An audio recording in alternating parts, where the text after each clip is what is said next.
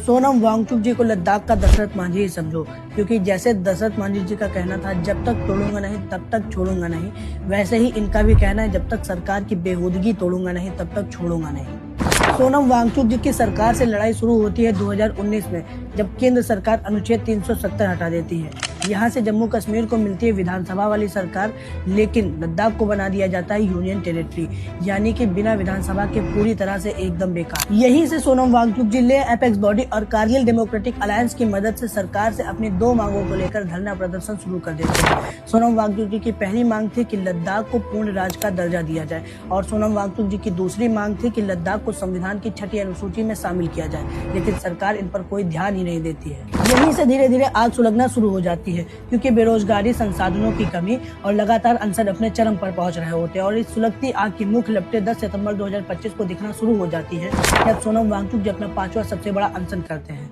सोनम वांगचुक जी अपने भूख हड़ताल के 15वें दिन में थे। अचानक से अनशन की अगुवाई करने वाले दो बुजुर्ग कार्यकर्ताओं की तबीयत बिगड़ जाती है और उन्हें 23 सितंबर की रात को अस्पताल में भर्ती करा दिया जाता है।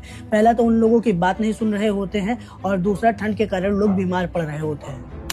इसी से लेह एपेक्स बॉडी और कारगिल डेमोक्रेटिक अलायंस के युवा भड़क जाते हैं और 24 सितंबर को लेह बंद का ऐलान कर देते हैं, और सुबह सभी लोग लेह के शहीद मेमोरियल पार्क में इकट्ठा होने लगते हैं। दोपहर तक भीड़ इतनी बढ़ चुकी थी कि लोग बेकाबू होने लगते हैं। और इसी बीच नेपाल वाला भी कांड हुआ था, तो वहीं से इंस्पायर होकर लोगों ने लद्दाख में आग लगाना और तोड़फोड़ करना शुरू कर दिया, जिसमें बीजेपी के कार्यालय में तोड़फोड़ होती है, सीआरपीएफ की गाड़ियों में आग लगा दी जाती है और लेह हिल काउंसिल के दफ्तर पर पथराव होते हैं। जवाब में पुलिस फायरिंग होती है, जिसमें 4 लोगों की मौतें होती हैं और 150 प्लस लोग पुलिस कर्मियों सहित घायल होते हैं। इतना सब कुछ हो जाता है। अभी तक जो सरकार लद्दाख को पूरी तरह से इग्नोर कर रही थी, अब सरकार का एकदम से सारा अटेंशन लद्दाख पर आ जाता है, और जो तोड़फोड़ होता है उसका इल्जाम बिना कुछ जाने सोचे समझे, बिना किसी जांच के सोनम वांगचुक पर डाल देते हैं, और सोनम वांगचुक पर एनएसए लगाकर उन्हें जोधपुर सेंट्रल जेल में डाल देते हैं। सोनम वांगचुक सर 170 दिन जेल में रहते हैं, और अभी सोनम वांगचुक सर की पत्नी डॉक्टर गीतांजलि विच हंटिंग के आरोप के साथ अनुच्छेद 32 के तहत सुप्रीम कोर्ट पे पिटीशन दायर करती हैं, जिसमें उन्होंने बताया कि गिरफ्तारी गैर कानूनी और असंवैधानिक थी, और कोर्ट भी 17 मार्च 2026 को सोनम वांगचुक सर के भाषणों की वीडियो देखकर अपना फैसला सुनाने वाली थी।